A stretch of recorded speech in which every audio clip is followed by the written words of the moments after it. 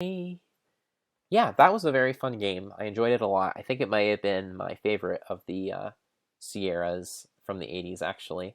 I know there are a few left that I haven't played yet. The Police Quest games and what were the other ones? The Space Quest games. Loser Suit Larry, I'm not really going to bother with for some personal reasons, but I might do those eventually. But I'm just not right now. I'm just not at a point where I'm really interested in them, to be honest. Um, but yeah, I enjoyed all these games quite a bit for different reasons.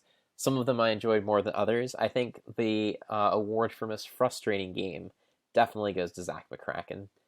As frustrating as King's Quest 3 was at parts, Zach McCracken really took the cake with those parts of losing all of your verbs, not being able to move, getting trapped in prison repeatedly, death scenarios that put you in an unwinnable state, and so on. Really, just a very frustrating game. Um, the award for most playable and most fun, I guess the one that holds up the best today, I think would actually go maybe either to this one or perhaps to, well, yeah, probably this one actually. There are some reasons why I would have a hard time recommending any of the others for a modern audience, just because they are so obtuse in parts. But this one really is very playable. I think some of the stuff that I struggled with a little bit was stuff that I didn't necessarily need to do to finish the game. I think you can finish the game without finding the secret entrance to the basement. I think you can just find all the bodies and get the key from Lillian and go up into the attic and finish. So yeah, really, if you just wanted to do a straight run through of this game, you could really do it without a walkthrough even, and you'd be in fairly decent shape that way.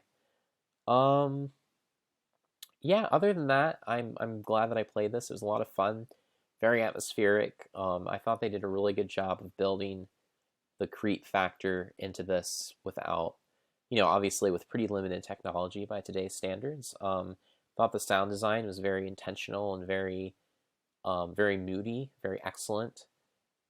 Again, especially considering the limitations, the absence of any very complex, at least very complex sound cards. Um, what else? What else should I say about this game? Yeah, I mean the writing does leave something to be desired. But yeah, if you just look at it from a pure atmospheric perspective, it does work really well. And I think that if you are someone who's very fond of sort of the Agatha Christie conceit, this is one that you would get a lot of enjoyment out of, and I know I certainly did. And so with that, I am really, I think, finishing the 80s off with a bang.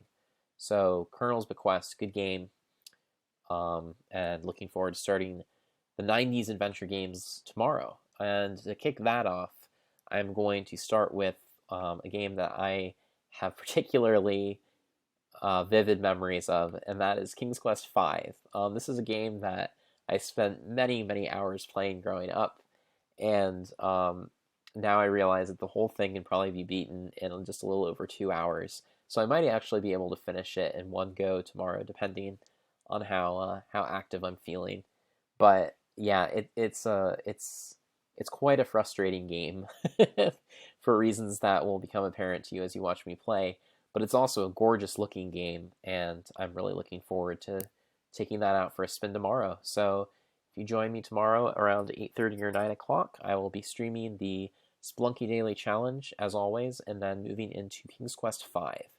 So thank you for joining me tonight, and I will see you tomorrow.